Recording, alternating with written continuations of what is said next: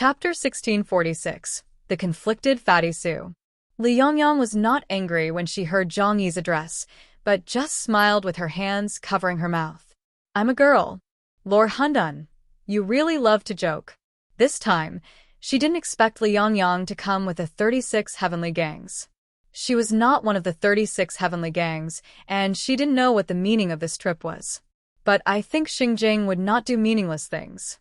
Zhang Yi touched his nose and subconsciously distanced himself from Li Yongyang. It's not that he discriminated against her, but he thought that he was so romantic and it would be bad if she fell in love with him. After all, he didn't have such a habit, and it would be troublesome if he provoked her. Zhang Yi didn't know what to talk to the other party. After all, he had experience dealing with men and women. But the only thing was that he had no experience dealing with humans between the two. Li Yongyang seemed to understand Zhang Yi's embarrassment, so she took the initiative to say, "Lord Hundun, it's rare for me to come to Tianhai City. Can I go to see Tianping?" She blinked at Zhang Yi, and here she specially used a code name to call Fatty Sue. Zhang Yi took a deep breath, and then thought of the guy who kept saying, "Forget love," every day, and said, "Of course, this is a personal problem between you. I won't get involved. If you want to go find him, go find him. You are Fatty Sue's friend, so you are also our friend." In front of outsiders, Zhang Yi gave Fatty Sue a lot of face. Li Yongyang smiled and nodded. "Thank you very much." Li Yongyang left leisurely, and Zhang Yi continued to focus on Daisheng, memorizing every spatial coordinate node he engraved in Tianhai City. He didn't believe that so many spatial coordinate nodes were prepared for the next war. However, out of kindness, he still took the time to call Fatty Sue. "Hey, Fatty. Your old lover is here." Fatty Sue, who was showing off potato chips with the big Totoro and the frog at home, was stunned when he heard this. "What old lover?" "It's the buddy in Xingjing." Zhang Yi smiled and emphasized it. Fatty Sue's face immediately changed, and his whole body fell to the floor with a loud thump. "Oh my god. Why is she here? Boss, what should I do?" Zhang Yi on the other end of the phone shrugged. "How should I know what to do? This is your personal problem. Please don't bring it into the collective work of our shelter. Figure it out yourself." "But I'm not mentally prepared yet." Fatty Sue wanted to cry, but had no tears. Zhang Yi's expression was a little impatient. "Fool. Why are you so useless? Either stay with her, or just break up. What are you hesitating about?" But, she is beautiful and treats me well. I have never seen such a woman in my life. I can't bear it." Zhang Yi gritted his teeth and said, "Then stay with her." Fatty Sue almost cried, "But she is missing a key part." "Then I can't do anything anyway. You decide for yourself." Zhang Yi had no way to deal with this guy, hesitating, wanting both, but there is no such good thing in real life. Zhang Yi was about to end the call when Fatty Sue's weak voice came again. "Boss, what do you think I should do if she tries to knock me down when I meet her? Who will be on top then?" Bang! Zhang Yi ended the call directly. He almost crushed the communicator. He was speechless about that fat guy. How could he know about emotional matters? A man as outstanding as him always relies on his powerful charm to conquer women's hearts. How can there be so much affectation? Sigma men never fall into women's traps. The same goes for men who look like women.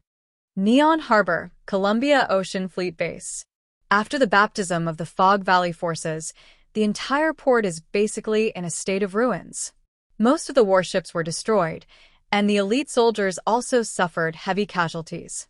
The giant sea beast caused the waves to directly impact the port, and the buildings on the coast also suffered a major blow. Fleet Commander General Douglas had already moved to a safe area, remotely controlling everything here, and ordered the engineers to repair everything as quickly as possible. Looking at the dilapidated naval base, the strongest man of the ocean fleet, Lord of the Sea, Cartier's eyes were full of gloom.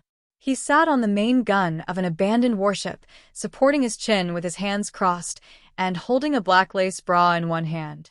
It was a gift from his lover in the army, Marilena. But in this war, Marilena and her husband both died in the war. Cartier's liked Marilena very much. He once boasted in front of her that with his protection, the entire naval base would become the most powerful and stable fortress in the world. Living here is extremely safe, and no one can hurt her. But now, she has become a cold corpse. Cartier's felt a little sad in his heart, and more of it was anger at being offended. Those underground bastards. Cartier's cursed viciously in a low voice. Not far away, Canero, who was wearing black armor but had taken off his helmet, was carrying a black sniper. The gun came towards him. Cardiles, why are you still here? General Douglas told us to go to the temporary command post to protect the safety of the Navy's top brass. Cartiers looked up and glanced at Canero, sneering. Are you going to run away? Abandon everything we have built here, with great difficulty.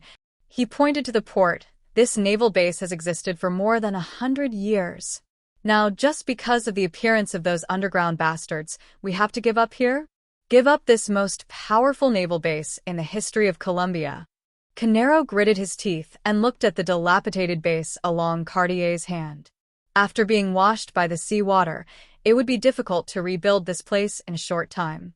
There is no way. The enemy's strength is indeed too strong. But fortunately, we still have alternative bases to use. Those bastards, sooner or later we will kill them all. Cartier said, gritting his teeth. That day will come. Canero responded calmly. He coughed and then added in a low voice, maybe. If that day really comes, it will be him, Yassine Canero, who will go there, not Cardiles. As the most respected genius of the Navy, Canero's future has unlimited possibilities. Cardiles, whose potential has been overdrawn by drugs and various technological products, has been severely squeezed in both potential and lifespan. If Professor Da Vinci hadn't taken action, his body would have died in 7 years at most. Chapter 1647 Newton. When the two were chatting on this half-remaining abandoned warship, they suddenly heard the sound of the sea surging. The low whistling sound was like the roar of a deep-sea monster, slowly approaching along the vast sea surface, and the sound gradually became louder. The two turned their heads to look at the sea at the same time, only to see that the sea suddenly separated to both sides in a strange manner, as if some huge monster appeared from the sea. All the soldiers on the seashore also stopped their work, picked up their weapons with a nervous look, and aimed at the sea surface. Cartiers and Canero restrained the smiles on their faces and stared at the front seriously. The light in the void was distorted, and then a huge steel bow suddenly emerged from the transparent air, rushing towards the seaside, and directly smashed the thin ice. Buzz! The huge whistle sounded throughout the coastline, and the huge steel bow docked in the harbor like an island, and gradually revealed its entire appearance. It turned out to be an extremely huge and strange ship. Among the Columbia Ocean Fleet, any warship in service is less than 1/3 of its size. Its size is even comparable to that of a Nimitz-class aircraft carrier. But compared to an aircraft carrier, its entire body is wrapped in thick armor.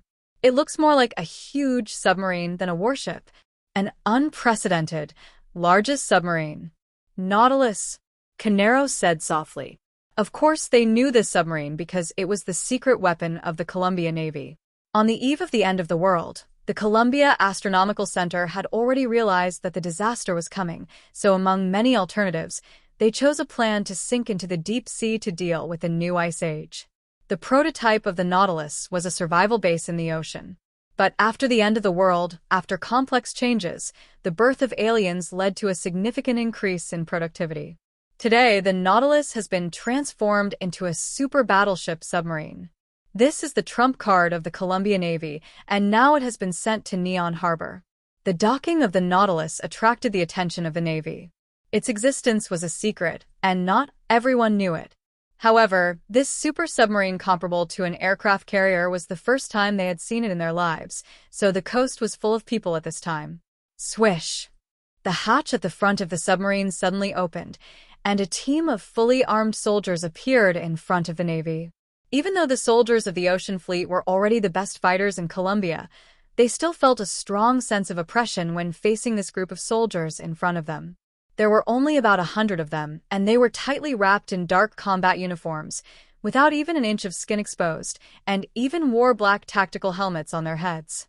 In their hands were all black standard anti-inhuman firearms, black pistols on their waists, grenades on their chests, sharp sailor knives on their thighs, and there was no empty pocket on their bodies, large and small, filled with all the supplies needed for battle. This is one of Colombia's most powerful special forces, the Sea Wolf Commando. When the Navy of the Ocean Fleet faced them, they subconsciously showed a look of retreat in their eyes. The special forces of the Sea Wolf Commando are soldiers among soldiers. After the end of the world, they are the best among the aliens. Each member of the Sea Wolf Commando has the strength of one person against 1,000. Without considering special weapons, just these 100 people can destroy a large military base. Cartiers and Canero just glanced at them and looked behind them. Newton, that guy, always likes to play some tricks when he appears. It's really annoying. Cartiers leaned into Canero's ear and said, "What I hate most is his poker face, which makes people want to punch him in the face." Before he finished speaking, the Sea Wolf Commando split from the middle and lined up neatly to make way out. From the cabin of the Nautilus, a pair of black combat boots stepped on the alloy floor and walked towards Cartiers and others. This is a tall and thin man, wearing a black special combat uniform and a pair of special tactical glasses with a green tint on his eyes. His slender face was a little pale, and he looked sick. His height of nearly 2 meters gave him a natural sense of oppression. In his right hand, he held a strange-shaped hand cannon upside down. The hand cannon was thick and longer than half of his body. There were some twisted pipe-like patterns on the cannon. The middle area was translucent, and the two ends were dark. As the expert man walked, the hand cannon seemed to have life and made slight rhythms. A reinforcement from Colombia, a member of the Natural Science Association, codenamed Newton. Newton walked off the Nautilus, and the members of the Sea Wolf Commando behind him followed closely behind him like a group of emotionless machines. After Newton landed, he looked up and glanced at the dilapidated naval base expressionlessly, then he raised his hand and raised his glasses. "The situation is worse than expected." Cartiers looked at him. "The guys we met are indeed quite powerful. Although I can stop their leader, I can't stop them from destroying the harbor base." Newton said coldly, "We have calculated the strength of the underground civilization of Qingdao in this battle. Considering the inadaptability of underground creatures to the surface world, they can only take military action for a short time. But even so, the strength they showed is enough to fight against any big country on the planet. Their main target this time is Huashu country, not you. Otherwise, the ocean fleet will cease to exist." Cartiers stared at Newton and asked in a deep voice, "What do you mean by this? Is Franklin planning to give up the ocean fleet?" "Not giving up. But now that we haven't figured out the strength of the underground civilization of Qingdao, it makes no sense to rashly rebuild a naval base in the surrounding waters." Newton looked at Cartiers and said coldly, "Franklin's decision is that in the next war, the ocean fleet will not join the war against the underground civilization. You should move to the inland area of Neon first and reorganize and lie dormant." Cartiers frowned and said angrily, "Are you saying that we should be cowards? I absolutely cannot tolerate this humiliation. What those bastards gave us, I must return in multiples." Chapter 1648 Perfume. Carnero also expressed his own views. "If we choose to lie dormant, we will completely lose the right to speak in the ocean region and the influence on the entire Southeast Asia region." "Will Franklin really make such a decision?" Newton said, "Don't worry about this, because at present, the main battlefield is still Huashu.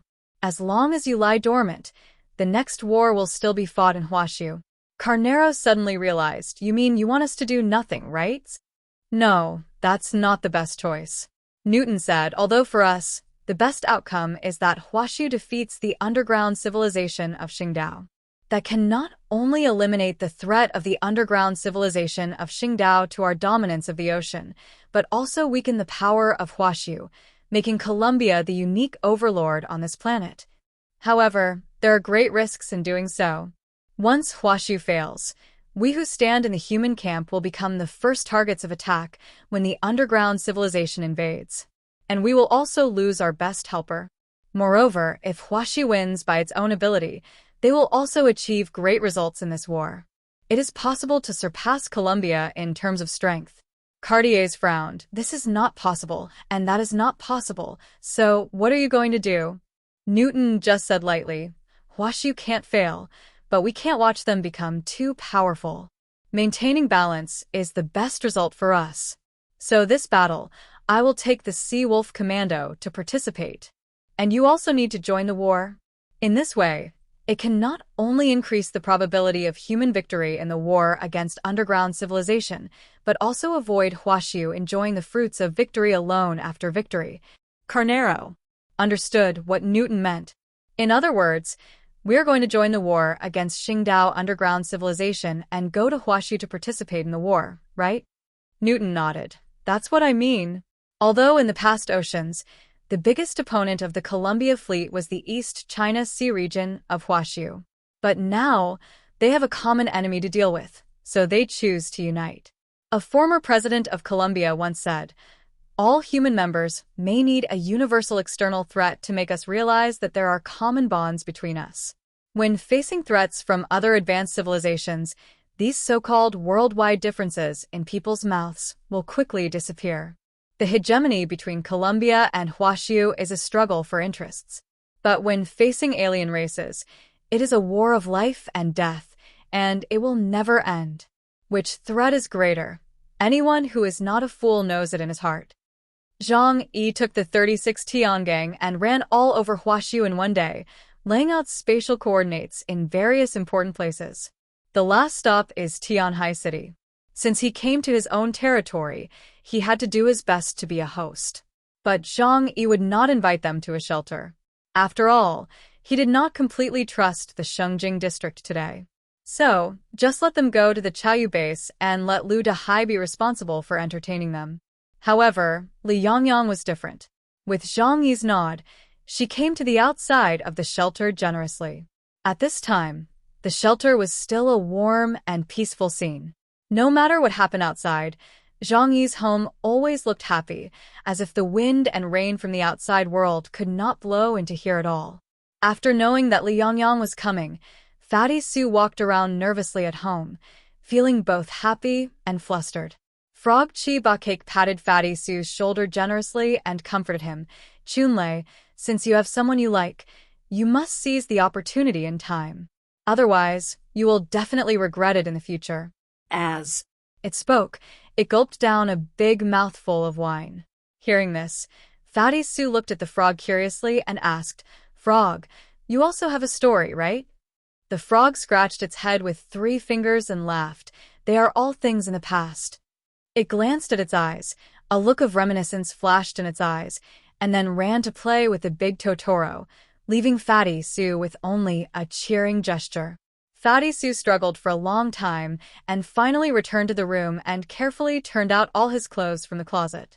Facing the mirror, he changed his clothes carefully for a long time, but no matter how he changed his clothes, he always felt that he didn't look right. Facts have proved that when the appearance is not good enough, it is difficult for a fat otaku to become a handsome guy just by relying on clothes.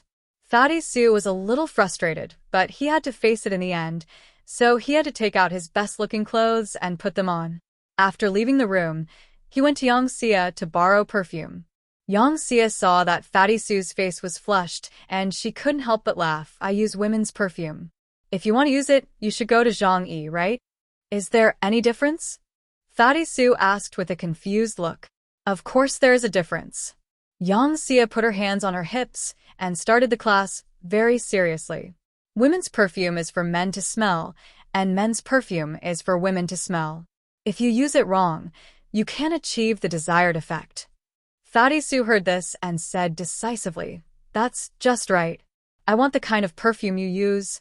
Yang Xia covered her mouth in surprise and then seemed to think of something and said, You Xingjing, is that old lover of yours here? Fatty Sue's face turned even redder. No, I just have a friend who needs it. Yang Xia didn't tease him anymore, otherwise Fatty Sue would have to find a crack in the ground to crawl into embarrassingly.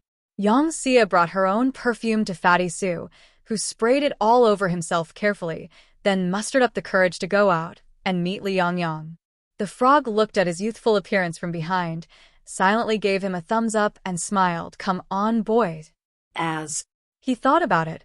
A hint of sadness suddenly flashed in his eyes, and then he continued to pour a big gulp of wine into his mouth, then laughed and hugged the big chinchilla's furry body and began to tell it stories from the past. Thinking back to the past. "I also had a beautiful love before." On the other side, Fatty Sue walked out of the shelter, passed through the huge hemispherical fortress, and came to the door. A graceful figure stood with her back to him in the ice and snow. The dark green combat uniform became a beautiful embellishment in this cold world. After not seeing each other for a long time, Fatty Sue stopped for a moment when he saw Liangyang in front of him. Chapter 1649 Frog Extra. Chi Baokai was born in a middle-class family in Qingpu District, Tianhai City. His father is a well-known screenwriter and his mother is a high school music teacher. With a good family background, he has received a good education since he was born. Under the influence of his parents, he tried both literature and music but finally chose music. When he was a teenager, his musical talent was recognized by teachers and classmates in school. He was a popular musical genius.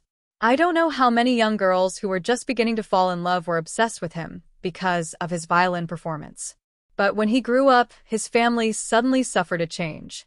His father died of a serious illness, and the family was burdened with a large debt. As a last resort, he could only temporarily give up his expensive music school studies and make money to supplement his family by performing music. Hotels, nightclubs, and even street performances, he has tried all ways to make money. Whenever he couldn't get a job, he would take the violin given to him by his father and come to the intersection of Chongning Street in Tianhai City to play music.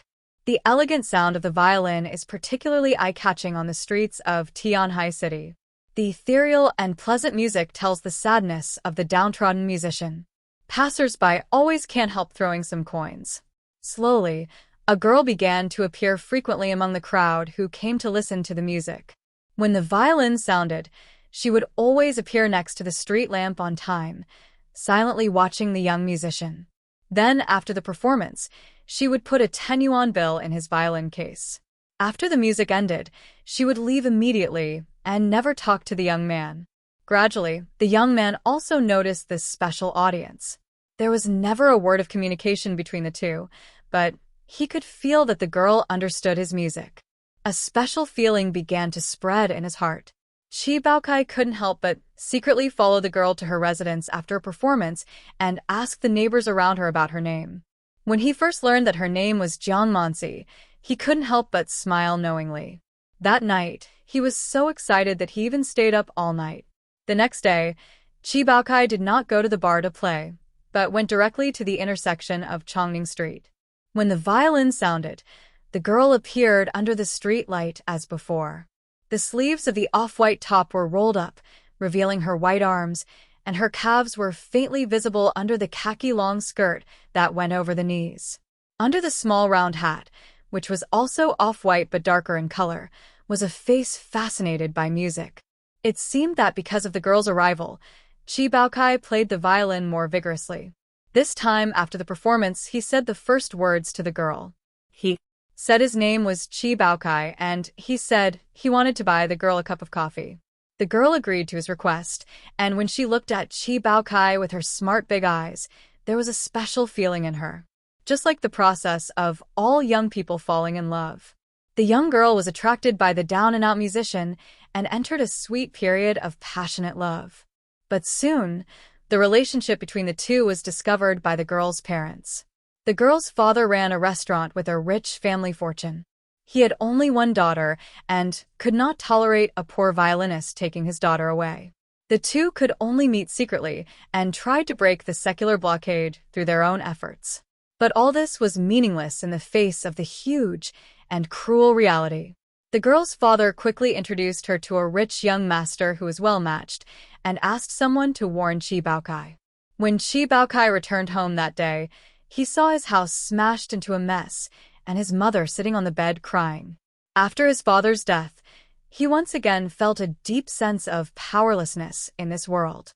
Real life is not a fairy tale. The princess will not marry a poor scholar. The prince and princess will always be together. He thought he didn't have that kind of fate, and it would never be his turn. Love is always out of stock. What can he fight for?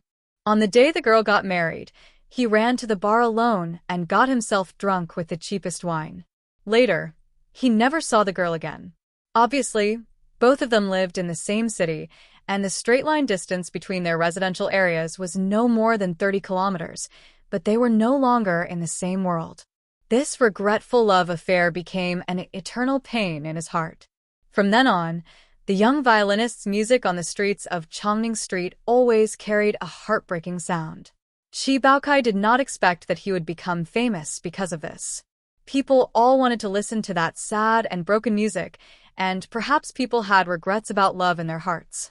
He began to go in and out of various high-end places, playing for those rich and powerful people, and received generous rewards, and had a small reputation in the performance circle of Tianhai City.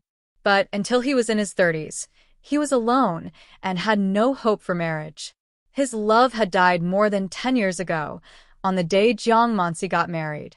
In order to continue the family's incense, his mother arranged blind dates for him one after another. None of the selected objects were what he liked, but they were all hardworking and capable women who could manage the family. In order not to disappoint his mother's expectations, Finally, he chose a woman who seemed the most suitable, just because she spoke very little and never interfered with what Chi Baokai did. Then his life was the same as his parents.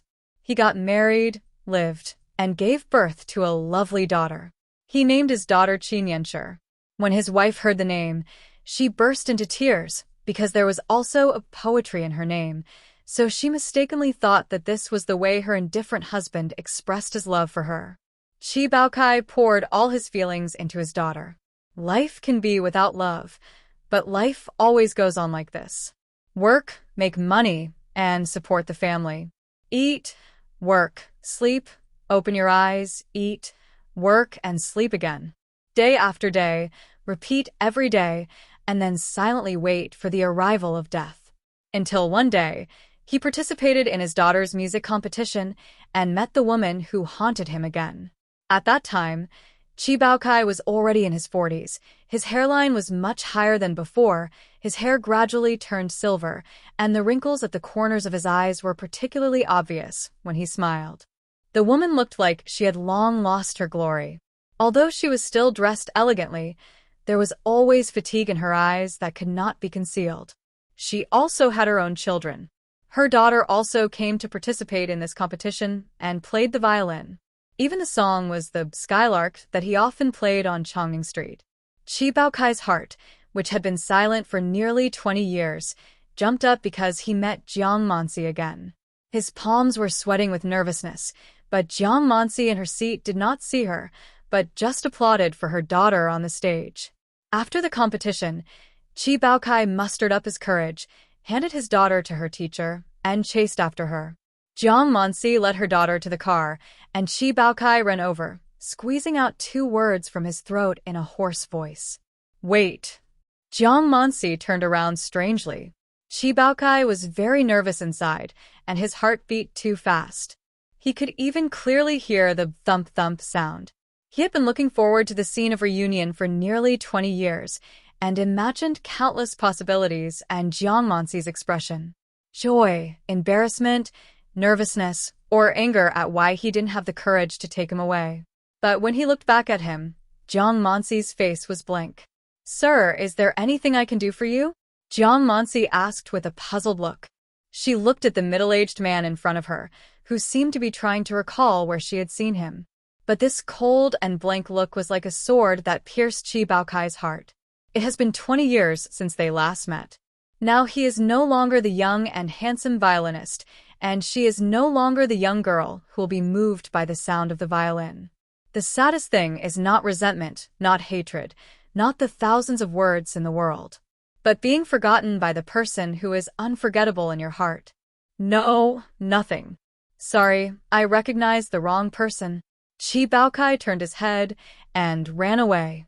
After he left, Jiang Mansi took her daughter into the car, and then she couldn't help covering her mouth, and her eyes became wet. After returning home, Chi Baokai began to fall into a state of daze and absent-mindedness. He often stared at the violin in the room in a daze, or was distracted when crossing the road. His wife, who realized that he was not in a good state, tried to comfort him and even roared and smashed things in the house in excitement. But Chi Baokai remained indifferent. At this time, his heart was dead, and he seemed to care about nothing in this world. Even when he saw the little daughter named after Jiang Mansi, he would not dare to approach her because he was worried about thinking of Jiang Mansi. His life seemed to be over. A violinist named Chi Baokai wanted to die, until the apocalypse that covered the world came. Those who wanted to die did not die, but those who did not want to die died instead. His wife fell down first because she had been doing housework for many years, and he was left with only an 8-year-old daughter. It was not until this time that he began to panic and felt the fear of death. It turns out that death is a way of escape. The death of a person will only bring pain to those who love you. The death of his wife made him panic. After his parents passed away, he finally tasted severe loneliness. At this time, he realized that the woman he had never loved had already become an indispensable part of his life. In a man's life, he will meet a white rose and a red rose. No matter what choice he makes, he will regret it in the end. If you choose the white rose will become a dispensable rice grain at the corner of his mouth, and the lost red rose will become a cinnabar mole that cannot be erased from his heart. If you choose the red rose, the cinnabar mole will also become the disgusting mosquito blood on the wall, and the white rose will become the unforgettable white moonlight in his life. He always missed the cinnabar mole he lost, but ignored the white rice around him that tasted plain but could not be left. After his wife died, he and his daughter depended on each other. But although he tried his best to live with his daughter, the cruel world would not change according to human will. Half a year after the end of the world, his daughter passed away peacefully on a cold night. She died in his arms without any pain. Compared with most people who died tragically in the end of the world, she was happy. Chapter 1650, Lend Me Your Brain. When Fatty Sue saw Li Yongyang, he thought he would be very nervous after seeing her. But when he really saw her gentle smile as usual, Fatty Sue calmed down. She always knew Fatty Sue so well and never made him feel at a loss. Li Yongyang walked up to Fatty Sue, stared into his eyes, looked at him seriously for a long time, and then said happily, "You have lost a lot of weight than last time. You look more handsome." Fatty Sue smiled, scratched his head, and said, "I have been training hard. After all, I can't always hold everyone back." "Well, let me take you around." Fatty Sue pointed to the ice and snow in the distance and said a little embarrassedly, "Zhang Yi's shelter never allows outsiders to approach because there are many core secrets there." At this time, people came all the way to find him, but they didn't even invite him into the house to sit down, which really made Fatty Sue a little embarrassed. Li Yongyang smiled faintly, "Okay." But at this moment, the gate of Tianhai Fortress opened. Uncle Yu, holding a cigarette in his mouth, smiled and stretched out his strong and muscular arms to greet the two of them. "Come in and sit for a while." Fatty Sue blinked, a little surprised. Uncle Yu sent a voice message to Fatty Sue and said, "Zhang Yi said that since she is your girlfriend, she is one of us. I can't just give you this little face, right?" Zhang Yi knew Li Yongyang's background very well, and he was not worried about what she would do in the shelter. Moreover, the current shelter is said to have confidential information, but the most important thing for Zhang Yi is people. After all, almost all of his important strategic materials are stored in the alien space. Even if he leaves Tianhai City, as long as he takes Liu Karen and others with him, he can quickly rebuild a new shelter. Fatty Sue burst into tears. "Boss, you are so good to me." The corners of his mouth slowly lifted, and he pointed to the Tianhai fortress behind him. "Let's go. It's too cold outside. Let's go sit inside." Li Yongyang covered her mouth in surprise. "Hey? Is this okay? Lord Hun Dun doesn't seem to like people coming to his place." "Hey, what's my relationship with him? My friends have come all the way here. Of course he has to give me face." All 6 regions of Huaxi country are in a state of mobilization. After the 36 Tian gang were sent out, the entire Shengjing city also began martial law. The captain of the Longming Guard, Lieutenant General Shang Dawen, began to order a one-by-one investigation of the entire Shengjing city. Except for a small number of people with distinguished status, everyone else must undergo blood tests to prevent foreign races from mixing into Shengjing city. Snow Dragon City. Zhen Yuanzi, after receiving intelligence from the top leaders of the region, Zhongyu also began to take action and ordered everyone in the entire mining area to undergo testing. He ordered the captain of the Longming Guard, start with the Longming Guard and accept the first round of testing. Next, the staff of Snow Dragon City and Weio Valley, and then the miners. Make sure that no one is missed. The captain of the Longming Guard saluted. Yes, Lord, the Guardian. He turned and left the room, carefully closing the door with his backhand. Zhongyu sat in front of the large desk, but frowned deeply. Most of the Yuanshe veins in Weio Valley have been dug up by chaos, but this place still needs someone to watch. If the underground civilization under the Qinling Mountains riots again, the consequences will be unimaginable. But he looked at his dry palms. Is my current strength not keeping up with the times? Not long ago, he had just experienced a battle with Zhang Yi. It was called a battle, but in fact, he was killed by Zhang Yi in one move. He didn't react at all, and Zhang Yi shot through his body with a star-piercing cannon. It turned out that even if they were both Ypsilon, there was a gap in strength between them. In this war of invasion of Wugu, which covered most of Huashu country, the alien races and aliens that appeared in various places, and the silver-armored aliens all had the strength of the Black Chariot level. If he encountered such an existence, it would be difficult to deal with it with his strength.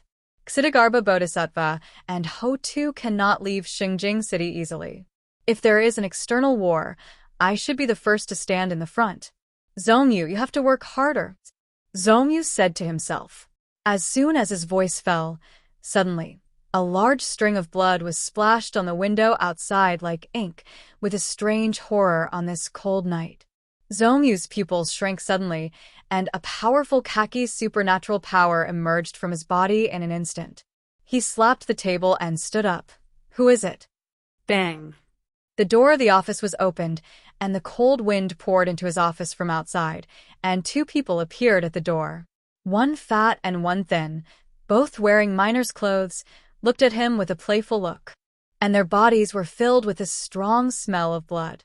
Zhongyu saw that in the corridor outside, blood had gathered into a flowing river, and a large number of Longming guards and staff members had fallen there.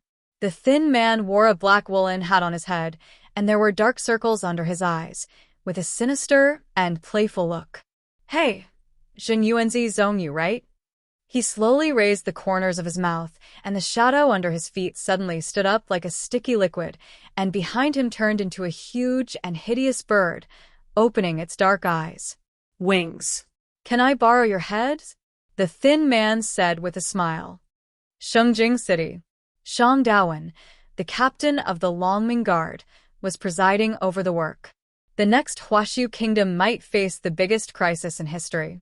He dared not sleep too deeply every day. After all, the invasion of the Wugu alien army would not greet him in advance. Late at night, he was sitting at his desk reviewing documents, and suddenly, the communication device received a communication request from Zhongyu. Shang Dawen frowned slightly. It's so late. What does Zhongyu want me for? At this special time, anything that happens may bring bad news.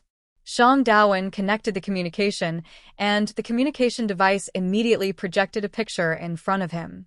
A picture that made his face instantly cold and terrible. On the training ground of Shuilong City, Zhongyu's combat uniform was stripped off, and the whole person was almost naked and hung on a tall flagpole, with his eyes closed, and his life or death was unknown.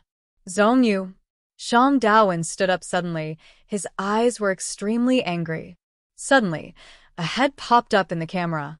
It was a thin man wearing a black woolen hat. The dark circles under his eyes made him look like a zombie in a movie. When he saw Shang Dawen, he immediately smiled and stretched out his hand to greet him. Hi. The captain of the Longming Guard, Shang Dawen, right?